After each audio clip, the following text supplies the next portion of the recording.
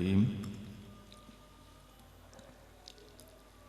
الصلاۃ والسلام علیک یا سیدی یا رسول اللہ وعلی آلک واصحابک یا سیدی یا حبیب اللہ اللہم صلی علی سیدنا و مولانا محمد معدن الجود والکرم وآلہ وبارک وسلم۔ حضرات محترم، سب ساتھیوں کو عید میلاد النبی، جشن عید میلاد النبی کی مقدس گھڑیاں مبارک ہوں۔ کسی شب رات جا رہی تھی، دن آ رہا تھا، اور ان مقدس گھڑیوں میں سیدہ آمینہ رضی اللہ تعالی عنہا کے بطن پاک سے وہ نور ظاہر ہوا۔ حضرت عبداللہ کے وہ چاند تشریف لائے کہ جنہیں اپنی نورانیت سے شرق و غرب کو منور کرنا تھا، اور سرکار کی جلوہ گری ہوئی آتش کدائے فارس، جس کی پوجا کرتے تھے فارس کے لوگ 1000 سال سے، وہ کبھی بجھا نہیں تھا، بغیر ظاہری اسباب کے یک لخت بجھ گیا۔ کسریٰ جو سپر پاور تھی، اس کے محل کے 14 کنگرے گر گئے، جو اس بات کی دلالت تھی کہ 14 بادشاہ ہوں گے، اور جلدی جلدی وہ بھی کئی عجائبات ظہور پذیر ہوئے۔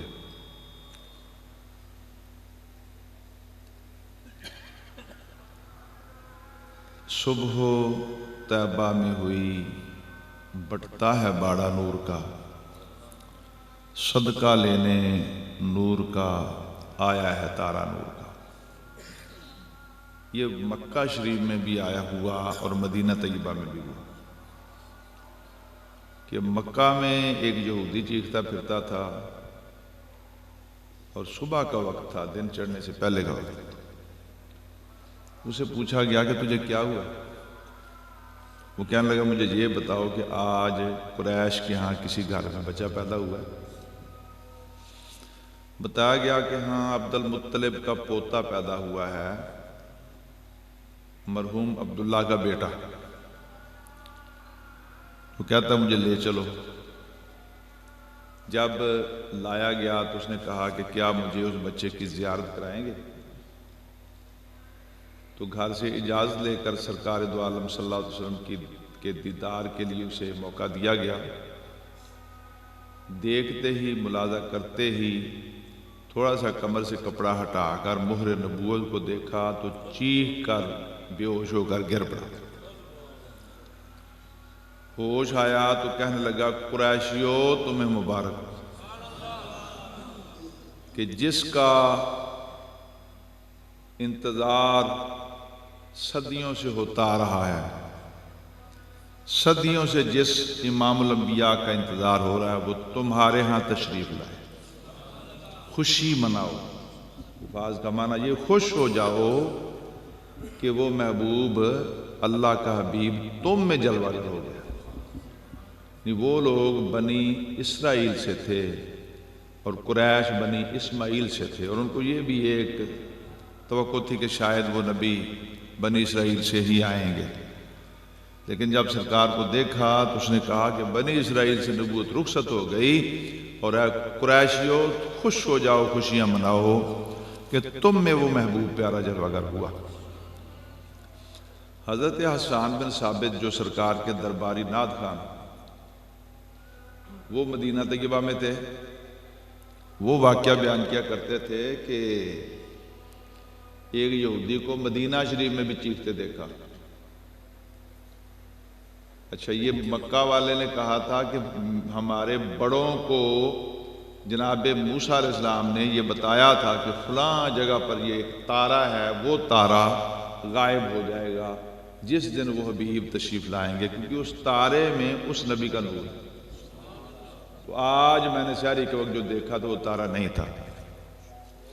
تو حضرت حسان بن ثابت رضی اللہ تعالیٰ عنہ کے مطابق مدینہ طیبہ میں بھی یہودی چیختا پھر رہا تھا ایک، تو اسے پوچھا گیا کہ تو کیا ہوا تجھے؟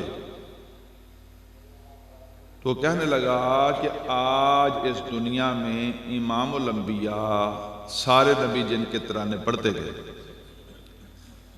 جن کی خوشخبریاں نبی دیتے گئے، خلیل اللہ نے جس کے لیے حق سے دعائیں کی، ذبیح اللہ نے وقت ذبح جس کی التجائیں کی، جو بن کر روشنی پھر دیدہ یعقوب میں آیا، جسے یوسف نے اپنے حسن کے رنگ میں پایا، دل یحییٰ میں ارماں رہ گئے جس کی زیارت کے، لب عیسیٰ پہ آئے واز جس کی شان رحمت کے، وہ دن آیا کہ پورے ہو گئے تورات کے وعدے، خدا نے آج پورے کر دیے ہر بات کے وعدے۔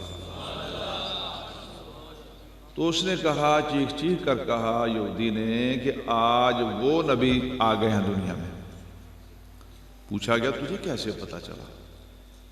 مدینہ میں تو زیادہ یہودی اور نصارے رہتے تھے، یہود و نصارہ، وہ اہل کتاب تھے، اس بڑے بڑے سابقہ کتب کے عالم وہاں موجود تھے، جن کو پتا تھا کہ نبی آخر الزمان جلوہ فرمانا ہے۔ بلکہ مدینہ کے لوگ تو 1000 سال سے وہاں شہر قائم کر کے بیٹھے اس انتظار میں تھے کہ یہاں پر انہوں نے ہجرت کر کے آنا۔ وہ تو انتظار ان کے بڑے انتظار میں بیٹھے۔ وہ جو ہے وہ یمن کے بادشاہ طبہ والحمیری کا واقعہ آپ نے سنا ہے کہ وہ دنیا کا ایک وزٹ کر رہا تھا، بڑا بادشاہ، جہاں جاتا تھا شہر کے لوگ استقبال کرتے تھے، بڑے بڑے انعام دیتا تھا، پوری جو ہے وہ گروہ ساتھ تھا، علماء بھی تھے، فوجی بھی تھے، حکماء بھی تھے۔ قرآن میں بھی طبہ کا لفظ آتا ہے، اس کی قوم گمراہ تھی، اس کی قوم کی گمراہی کا ذکر آتا ہے۔ تو آتے آتے جب مکہ شہر، یہ تفسیر ابن کثیر وغیرہ کئی کتب میں یہ واقعہ پورا لکھا ہے، تو مکہ شہر کے میں داخل جب ہونا چاہا تو وہاں کوئی استقبال ہی نہیں کیا کسی نے، مکہ کے لوگ باہر ہی نہیں آئے۔ اس کو بڑا غصہ آیا، بڑا جلال آیا، اور اس نے پوچھا کہ یہ لوگ کیا اتنے مغرور ہیں کہ میں اتنا بادشاہ ہوں اور میرے استقبال کے لیے گھروں سے نکلے بھی نہیں؟ کہا گیا کہ یہاں پر کعبہ ہے، اور چونکہ کعبہ اللہ کا گھر ہے تو یہاں دنیا کے بادشاہ وزیر آتے جاتے رہتے ہیں ہزاروں سالوں سے، تو یہ لوگ بے نیاز سے ہیں، یہ اتنے استقبال نہیں کرتے کہ آئیں گے عبادت کریں گے لوٹ جائیں گے۔ اس کو غصہ بڑا چڑھا، اس نے کہا میں ان کے کعبے کو گرا دوں گا، اور اللہ کا کرنا کہ اس کے ناک اور منہ اور کانوں سے خون بہنا، بدبودار خون بہنا شروع ہو، بیماری لگ گئی۔ حکیموں نے دیکھا، طبیب جمع کیے گئے، علاج معالجے تشخیصیں ہوئیں، انویسٹیگیشن ہوئی، مسئلہ کیا ہے؟ تو کوئی مسئلہ بھی نظر نہیں آیا، کوئی نبض کچھ بتا بھی نہیں رہی۔ تو پھر کیا ہوا؟ وہ بادشاہ بھی بڑا پریشان ہے، حکیم بھی بڑے پریشان ہے۔ ایک حکیم حاذق نہ صرف حکیم تھا بلکہ اللہ والا بھی تھا، اس کو بلایا گیا کہ فلانے بابے کو بلاؤ، شاید بادشاہ کی اس بیماری کو وہ سمجھ لیں۔ اس نے نبض دیکھا کہ کوئی ظاہری مسئلہ تو نہیں ہے، کافی سیانہ تھا وہ، کہ کوئی ایسا مسئلہ تو نظر نہیں آتا جس سے یہ بیماری ہو کہ ناک منہ ہر طرف سے خون آ رہا ہے اور بدبودار خون آ رہا ہے۔ تو اس نے بادشاہ سے پوچھا، بادشاہ ذرا یہ بتا کہ تیرے دل میں کوئی برا ارادہ، بری نیت، کوئی ظلم کا ارادہ، کوئی وہ تو نہیں پیدا ہوا؟ لگتا ہے کہ یہ کوئی آسمانی بیماری ہے، اللہ کا عذاب لگ رہا ہے مجھے۔ اسے فوری خیال آیا، اس نے کہا جب سے میں نے ان لوگوں کے اس بیت اللہ کو گرانے کا ارادہ کیا تبھی سے تو یہ مسئلہ ہے۔ اس نے فوری توبہ کی، وہ ٹھیک ہو گیا۔ ٹھیک ہوا تو اس کے دل میں کعبے کی عظمت بڑھ گئی۔ جب مکہ شریف میں داخل ہوا تو اس نے خانہ کعبہ کا بڑا احترام کیا، اکرام کیا، وہاں کے متولیوں کو انعامات دیے، اور جو کعبہ کے وہاں کے لوگ مکہ کے ملے ان کو بھی انعامات سے نوازا۔ یہ حضور کی آمد سے 1000 سال پہلے کی بات، 1000 سال قبل۔ پھر آگے چلتا گیا تو ایک جگہ آئی جہاں کھجوریں تھیں، کھجوروں کے جھنڈ تھے، وہاں کچھ پڑاؤ کیا، پڑاؤ کرتے تھے نا سفر میں، ریسٹ کرتے تھے، پیدل سفر ہوتے تھے، گھوڑوں پر سفر، اونٹوں پر سفر۔ تو وہاں پر جب رکے تو اس کے ساتھ جو لوگ تھے ان میں سے 40 سابقہ کتب کے بڑے بڑے علماء تھے۔ بادشاہ علماء کو بھی ساتھ رکھتے تھے دینی رہنمائی کے لیے۔ تو 40 علماء تھے، 40 کا شاید فگر آتا ہے۔ تو ان لوگوں نے یہ عرض کی مل کر آ کر بادشاہ کو، طبع کو، کہ بادشاہ سلامت ہماری ایک عرض ہے، گزارش ہے کہ ہم تو یہیں رہیں گے،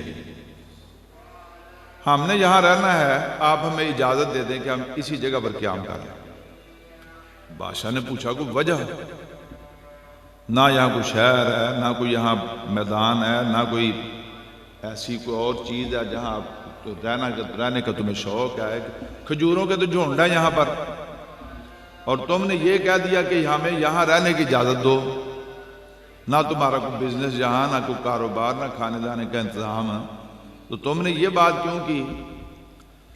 تو انہوں نے کہا کہ ہم نے سابقہ کتابیں پڑھی ہیں اور ہمیں پتہ ہے کہ ایک وہ محبوب نبی تشریف لانے ہیں جو اللہ کے حبیب ہیں، جو رب کو پیارے ہیں اور نبیوں کے سردار ہوں گے، آخری نبی ہوں گے۔ یہ ہم نے پڑھا ہوا، ان کی نشانیاں پڑھی ہیں، ان کی جائے ہجرت کی نشانیاں پڑھی ہیں، ان کے اخلاق کی نشانیاں ہم نے اپنی کتابوں میں پڑھی ہیں جو نبیوں نے بتائی ہیں۔ تو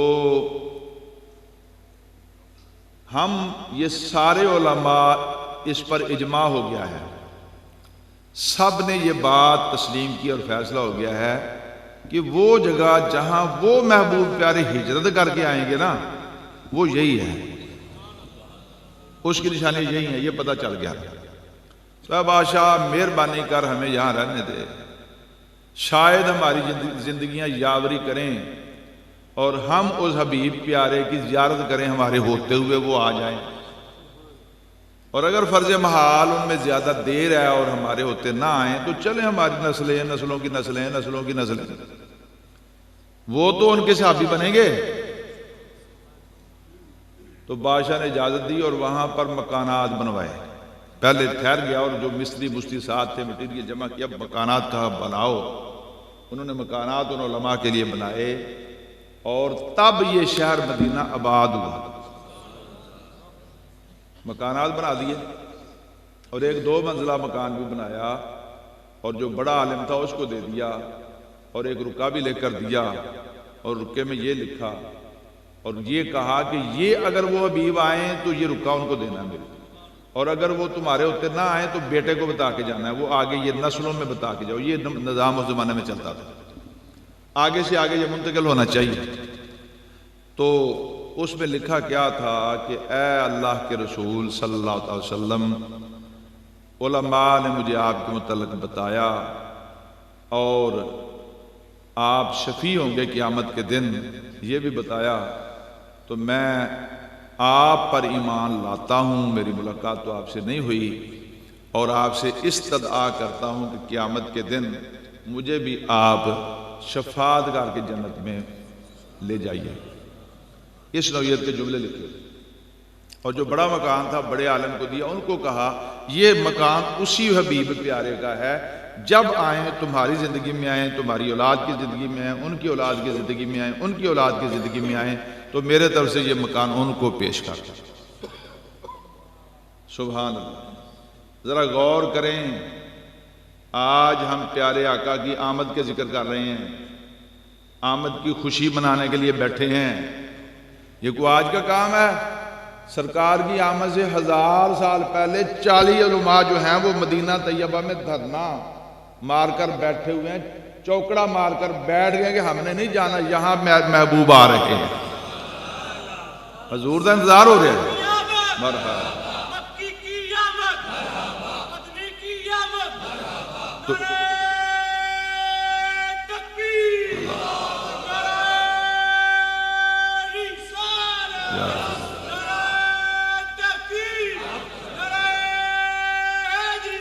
جب سرکار دو عالم ہجرت کر کے مدینہ طیبہ آئے تو آپ کو پتا ہے کہ لوگوں نے گھر سجا دیے تھے، بستر تیار کیے تھے، کھانے پکا دیے تھے، اور صبح سے لے کر شام تک لوگ سنیت الوداعی کے پاس جا کر ایڑیاں اٹھا کر دیکھتے تھے کہ وہ حبیب آنے والے ہیں، اس لیے کہ ان کے قلوب کے اندر تو موجود تھا نا بڑوں کی باتیں، مدینہ شریف کے لوگوں کے دلوں میں یہ تھی بات کہ وہ حبیب آئیں گے ہجرت کر کے، تو گھروں میں انتظامات تھے، ہر کوئی چاہتا تھا کہ کاش اللہ کے نبی میرے گھر میں قدم رنجا فرما دیں۔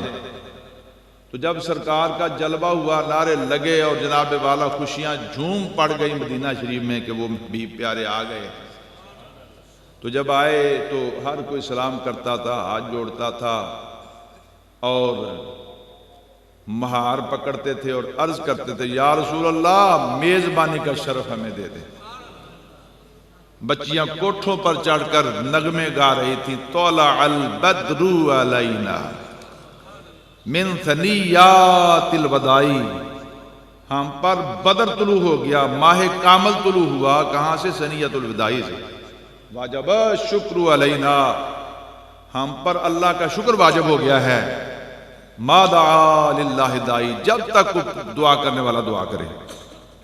یہ شعر آج بھی اہل مدینہ کی سب سے پسندیدہ نعت یہی ہے، وہاں ٹیپوں پہ لگی ہوتی ہے، کیسٹوں پہ لگی ہوتی ہے، دکانوں پر لگی ہوتی ہے، اپنے محفل میں یہ بہت پڑھتے ہیں، اس لیے کہ ان کو پتا کہ ہمارے بڑوں نے، ہماری ماؤں نے، ہمارے ان جو اس زمانے کے لوگ تھے حضور کی آمد کا استقبال ان لفظوں سے کیا، ان کو یہ فخر ہے۔